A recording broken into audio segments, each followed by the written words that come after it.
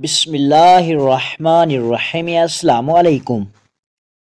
ایک دن سلطان صلاح الدین ایوبی رحمۃ اللہ علیہ اپنے سب سے بڑے دشمن رچرڈ بادشاہ کے ایک وزیر اولف سکندر کے ساتھ حلب شہر کی سیر و تفریح کر رہے تھے، اور سلطان صلاح الدین ایوبی رحمۃ اللہ علیہ شہر کو فتح کرنے کے بعد اولف سکندر کو حلب شہر کے معاملات کے بارے میں آگاہ کر رہے تھے۔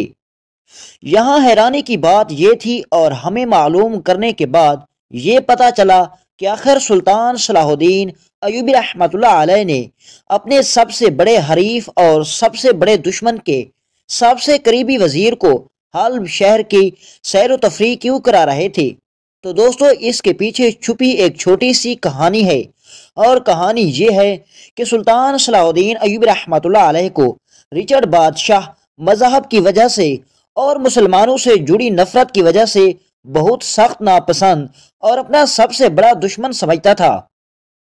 لیکن سلطان صلاح الدین ایوبی رحمۃ اللہ علیہ نے کبھی بھی عیسائی اور صلیبی عام شہریوں پر ظلم نہیں کیا، اور کبھی بھی کسی بے گناہ کو سزا نہیں دی، اور سلطان صلاح الدین ایوبی رحمۃ اللہ علیہ ہمیشہ انصاف کے ساتھ کام کرتے، اور یہی وجہ تھی کہ رچرڈ بادشاہ کا سب سے قریبی وزیر اولف سکندر سلطان صلاح الدین ایوبی رحمۃ اللہ علیہ کو بہت پسند کرتا تھا۔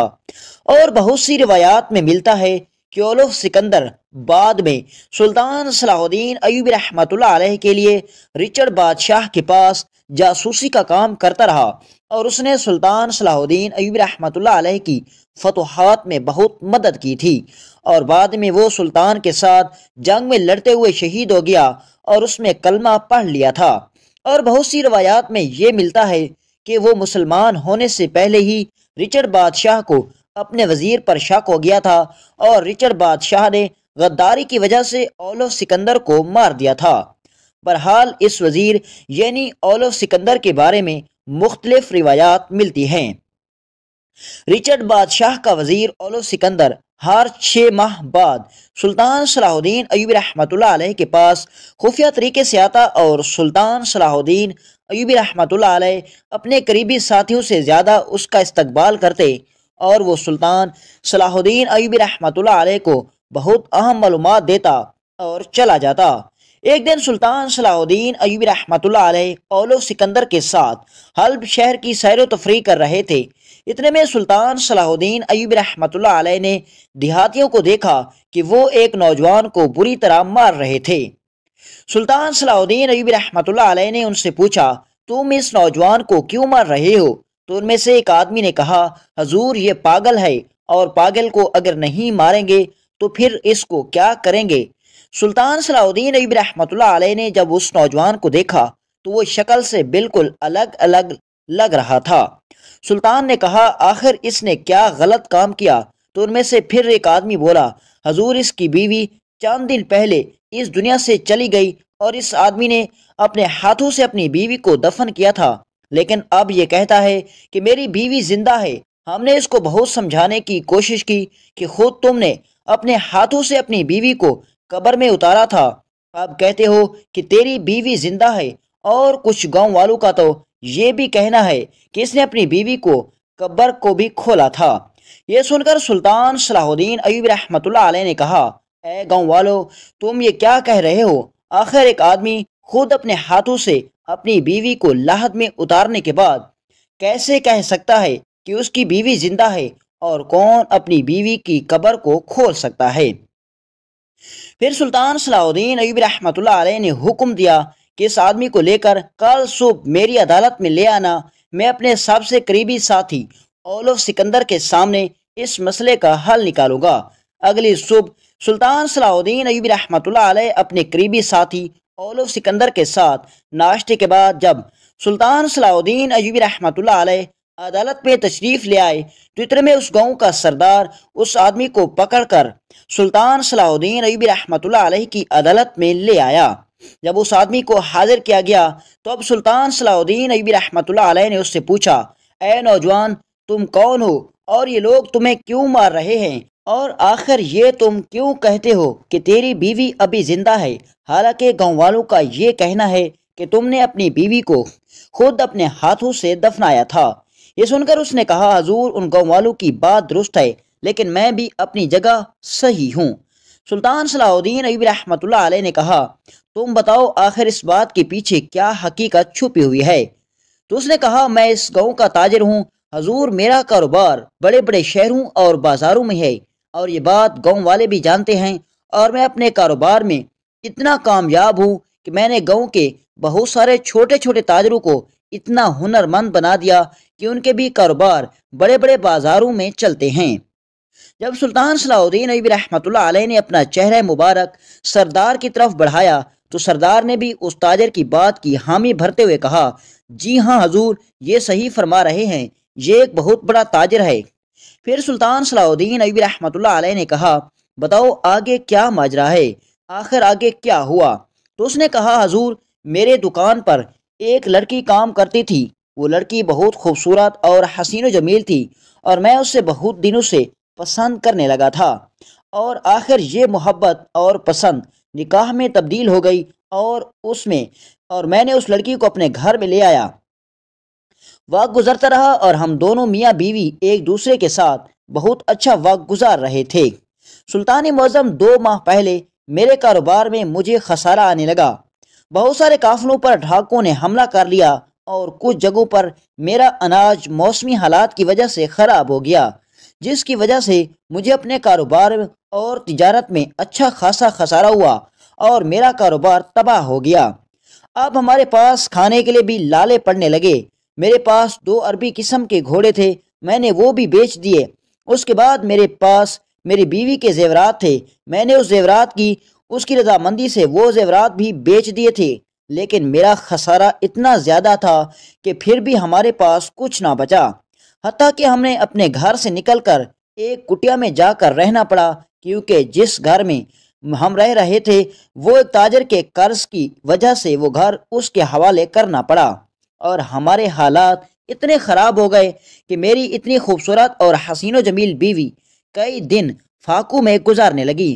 لیکن حضور میں کامیاب تاجر تھا اور میں جانتا تھا کہ کبھی بھی مجھ پر مشکل وقت آ سکتا ہے، اور اس لیے میں نے جوانی میں ہی بہت سارا سونا جنگل میں جا کر چھپا دیا تھا، اور اس سونے کو زمین میں چھپانے کے بعد میں نے اس کا ایک نقشہ بنا لیا تھا تاکہ اگر زندگی میں مجھے یا میرے مرنے کے بعد میرے بچوں کو یا میری بیوی کو کبھی بھی مشکل وقت آئے تو ان کا آخری سہارا وہی چھپا ہوا سونا ہو سکتا ہے۔ حضور، اس چھپے ہوئے سونے کا نقشہ ہمیشہ میرے پاس رہتا تھا، لیکن اس سونے کے بارے میں نے اپنی بیوی کو بھی نہیں بتایا تھا۔ چند دن پہلے میری بیوی بہت بیمار ہو گئی تو اس کی ماں نے کہا اگر تم اجازت دو تو میں تمہاری بیوی کو شہر کے کسی اچھے سے حکیم کے پاس لے کر جا سکتی ہوں، تم پیچھے اپنے کاروبار کو دیکھو اور میں تیری بیوی کو یعنی اپنی بیٹی کو شہر کے حکیم کے پاس لے کر جاتی ہوں۔ سلطان معظم، میں نے بہت دفعہ کوشش کی کہ اس خزانے کے بارے میں اپنی بیوی کو بتاؤں، لیکن میں یہ چاہتا تھا کہ ایک دفعہ میری بیوی مشکل وقت دیکھ لے، کیونکہ اس نے میری زندگی میں آنے کے بعد ہمیشہ راج کیا تھا، مشکل وقت کبھی نہیں دیکھا تھا، اور میں اپنی بیوی کو تھوڑا سا سبق سکھانا چاہتا تھا، اور میں چاہتا تھا کہ وقت آنے پر وہ سارا سونا میں اپنی بیوی کے سامنے لے آؤں گا اور پھر سے ہمارے دن بدل جائیں گے۔ لیکن میری قسمت خراب تھی اور میری بیوی کی طبیعت اچانک خراب ہو گئی۔ میری بیوی کی ماں اس کو شہر کے طبیب کے پاس لے گئی۔ چند دن بعد میری بیوی کی ماں میرے پاس آئی اور مجھے آ کر بتایا راستے پر ہمارے اوپر وحشی جانوروں نے حملہ کر دیا، اور اس حملے میں تیری بیوی کو ان وحشی جانوروں نے نوچ لیا۔ میں اسی وقت اپنے گھوڑے پر سوار ہوا اور جب اس جنگل میں پہنچا تو میری بیوی کا چہرہ مکمل طور پر جانوروں نے نوچ لیا تھا، صرف اس کا دھڑ بچا ہوا تھا اور وہ بھی بہت زخمی تھا۔ مجھ پر یہ خبر قیامت بن کر ٹوٹی تھی، کیونکہ میں اپنی بیوی سے بہت محبت کرتا تھا۔ میں نے اس کی لاش کو اٹھایا، اپنے گھر لے آیا اور میں نے اس کو غسل دیا اور گاؤں والوں کے ساتھ مل کر اس کو خود میں نے اپنے ہاتھوں سے دفنا دیا۔ لیکن میرا دل نہیں مان رہا تھا کہ میری بیوی مجھے چھوڑ کر جا سکتی ہے۔ حضور، اپنی بیوی کی لاش کو سامنے دیکھ کر پھر بھی مجھے یقین نہیں آ رہا تھا کہ میری بیوی مر نہیں سکتی، لیکن میں نے اسے اپنے رب کا فیصلہ سمجھا، اور اپنی بیوی کو دفنانے کے بعد جب میں گھر پہنچا تو میں نے اپنی جیب میں ہاتھ ڈالا تو وہ نقشہ غائب تھا۔ میں بڑا حیران و پریشان ہو گیا کہ آخر وہ نقشہ کہاں جا سکتا ہے۔ میری پریشانی اور بھی بڑھ گئی جب میرے دماغ میں خیال آیا کہ اگر وہ نقشہ مجھے نہ ملا تو وہ اتنا سارا سونا غائب ہو جائے گا، کیونکہ اس سونے کو میں نقشے کے بغیر تلاش نہیں کر سکتا تھا۔ مجھے جہاں لگا میں وہاں گیا اور میں نے اس نقشے کو تلاش کیا، حتیٰ کہ اس جنگل میں بھی گیا جہاں میری بیوی پر جانور نے حملہ کیا تھا، لیکن مجھے وہاں نہیں ملا۔ پھر مجھے یاد آیا کہ جب میں قبرستان جا رہا تھا تو اس وقت بھی وہ نقشہ میرے پاس تھا۔ پھر وہ نقشہ کہاں جا سکتا ہے؟ پھر میرے خیال میں آیا کہ جب قبر میں اپنی بیوی کو اتارتے وقت اس کی خواہش آخری کے مطابق کہ اس نے مجھے ایک بار کہا تھا کہ اگر مجھے موت آ جائے اور مجھے تم قبر میں اتارنے لگنا تو میرے میت پر ایک آیت الکرسی اپنے ہاتھوں سے لکھ کر رکھ دینا۔ اب مجھے یاد آیا کہ جب میں وہ آیت الکرسی لکھی ہوئی رکھ رہا تھا، ہو سکتا ہے قبر میں اندھیرے کی وجہ سے وہ نقشہ بھی وہاں پر گر گیا ہو۔ اب مجھے شک نہیں بلکہ پورا یقین ہو چکا تھا کہ وہ نقشہ اسی قبر میں ہی رہ گیا ہے۔ اب قبر بند ہو چکی تھی، میرے پیروں تلے اور بھی زمین نکل چکی تھی۔ میں بہت پریشان تھا اور میں ساری رات اسی پریشانی کے عالم میں اپنے بستر پر بیٹھ نہ سکا۔ صبح صادق کا وقت تھا، اچانک مجھے نیند آ گئی اور نیند میں نے خواب میں دیکھتا ہوں کہ ایک بزرگ میرے سامنے آتے ہیں جس کی داڑھی بالکل سفید تھی، سر پر سفید پگڑی تھی، اور وہ مجھے کہتے ہیں بیٹا جاؤ اس قبر کو کھولو، اس نقشے کے ساتھ ساتھ تمہیں اور بھی حقیقت کا پتہ چل جائے گا۔ اسی خوف کی وجہ سے میری آنکھ کھل گئی۔ میں سوچنے لگ گیا کہ آخر اس خواب کا کیا مطلب ہو سکتا ہے۔ میں اس وقت اٹھ کر امام مسجد کے پاس گیا اور اسے ساری صورتحال کے بارے میں بتایا۔ امام مسجد نے کہا خواب انسان کے دماغی خیال ہوتے ہیں، تم قبر کو کھول نہیں سکتے۔ میں نے جب دیکھا کہ اگر میں نے اس بات کا ذکر گاؤں والوں کے ساتھ بھی کیا تو وہ مجھے کہیں گے کہ تم چاند سونے کے سکوں کی خاطر اپنی بیوی کی میت کو بے سکون کرنا چاہتے ہو، لہٰذا میں نے فیصلہ کر لیا کہ آج دوپہر کے وقت جب قبرستان کے ارد گرد کوئی نہیں گزر رہا ہوگا تو میں جا کر اس قبر کو کھولوں گا اور حقیقت کا پتہ چل جائے گا۔ میں اپنے ارادے کے مطابق وہاں پہنچ گیا۔ میں نے قبر کھولی اور جیسے ہی قبر کے اندر داخل ہوا تو وہ نقشہ جو میرے جیب سے گر گیا تھا وہ پڑا ہوا تھا۔ میں نے نقشہ دیکھا اور اپنی جیب میں ڈال دیا، اور پھر میں سوچنے لگ گیا کہ بزرگ نے کہا تھا کہ نقشے کے ساتھ ساتھ ایک حقیقت کے بارے میں بھی تمہیں پتہ چل جائے گا۔ آخر کیا راز تھا؟ میں اتنے میں سوچ رہا تھا کہ اچانک میری نظر اس قبر میں پڑے ہوئے میت کے ہاتھ پر پڑی۔ اس کے اوپر ایک نشان بنا ہوا تھا، اور جب میں نے اس نشان کو دیکھا تو مجھے پتہ چل گیا کہ یہ تو جنگل کے ساتھ میں موجود قبیلے والوں کا نشان ہے جو پیدا ہوتے ہی اپنے بچوں کے ہاتھوں پر نشان بنوا دیتے ہیں، اور یہ نشان تو میری بیوی کے ہاتھ پر بالکل موجود نہیں تھا۔ میں حیران و پریشان ہو گیا کہ آخر میری بیوی کے ہاتھ پر یہ نشان کیسے آ گیا۔ میں نے پہلے تو کبھی یہ نشان نہیں دیکھا۔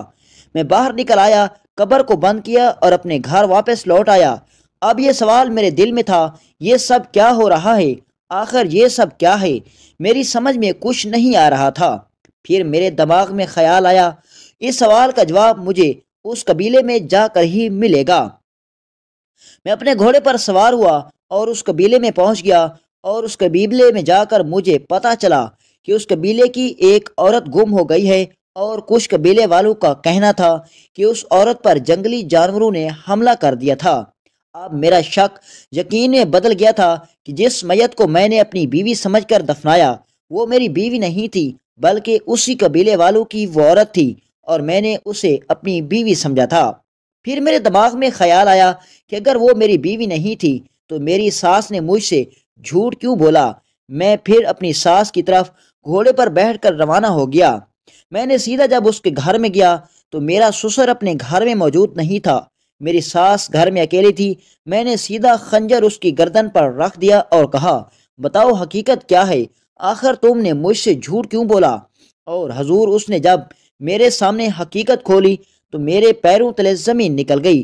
اس نے کہا کہ میری بیٹی صرف تیری دولت سے محبت کرتی تھی، اور جب تیرے پاس دولت ختم ہو گئی تو اس نے بیمار ہونے کا ناٹک کیا اور مجھے کہا کہ راستے میں جا کر میں اپنے پرانے عاشق کے پاس چلی جاؤں گی اور تم میرے شوہر کو جا کر بتانا کہ تمہاری بیوی کو جانوروں نے نوچ لیا ہے، اور وہ مجھے میری لاش سمجھ کر دفنا دے گا، اور وہ مجھے ہمیشہ ہمیشہ کے لیے بھول جائے گا۔ جب مجھے وہ لاش ملی تو میرا کام اور مضبوط ہو گیا۔ میری بیٹی نے کہا میں اب اس غریب کے ساتھ نہیں رہ سکتی، اور اس لیے میں نے اپنی بیٹی کے بہکاوے میں آ کر تم سے جھوٹ بولا۔ جب یہ خبر میں نے سنی تو میں نے اپنی بیوی کی ماں سے پوچھا کیا اس کا پرانا عاشق کون تھا؟ تو اس نے کہا کہ اس کا عاشق تمہارے قبیلے کا سردار تھا۔ وہ تمہارے قبیلے کے سردار کو پسند کرتی تھی اور تمہاری غیر موجودگی میں اس سے ملاقات بھی کرتی تھی، لیکن اس بات کی خبر اس نے تمہیں کبھی نہیں لگنے دی۔ جب یہ خبر میں نے سنی تو میں نے غصے کی حالت میں آ کر میں اسی وقت گھوڑے پر سوار ہوا اور اپنے گاؤں کے سردار کے پاس پہنچا اور اسے کہا بتاؤ میری بیوی کہاں ہے؟ تم نے میری بیوی کو کہاں چھپا کر رکھا ہوا ہے؟ میں نے اس کو بھی جان سے مار دوں گا اور تمہیں بھی جان سے مار دوں گا، اس نے مجھے بہت دھوکہ دیا۔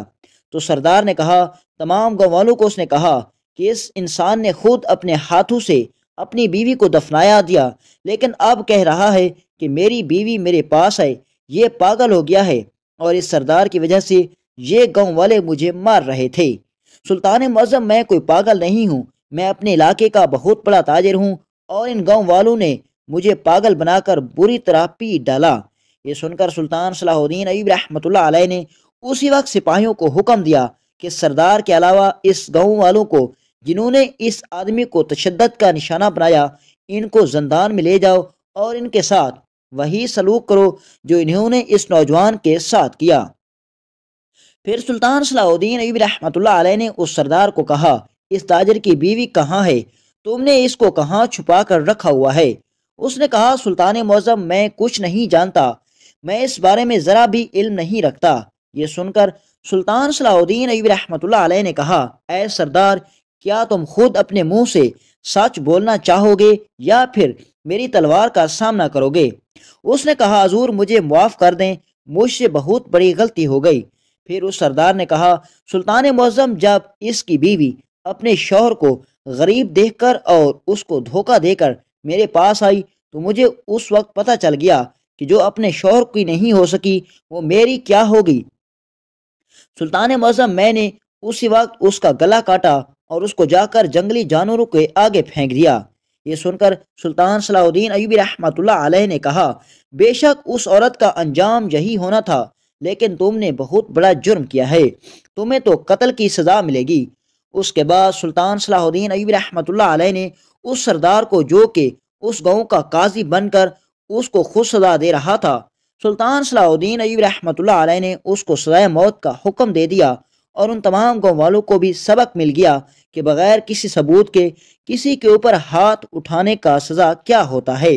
اور اس کے بعد سلطان صلاح الدین ایوبی رحمۃ اللہ علیہ نے اپنے قریبی ساتھی اور رچرڈ بادشاہ کے قریبی وزیر اولو سکندر کے سامنے بڑا ہی انصاف کے ساتھ اس مقدمے کو حل کر دیا اور اس تاجر کو انصاف دلایا۔ اور اس کے بعد سلطان صلاح الدین ایوبی رحمۃ اللہ علیہ نے اس تاجر کو مصر کے بڑے بڑے بازاروں میں تجارت کرنے کا موقع دیا، اور وہی تاجر چند ماہ کے اندر مصر کا بہت بڑا تاجر بن گیا۔ اور سلطان صلاح الدین ایوبی رحمۃ اللہ علیہ کے انصاف کو دیکھ کر اولو سکندر بھی سلطان صلاح الدین ایوبی رحمۃ اللہ علیہ سے بہت متاثر ہوا تھا۔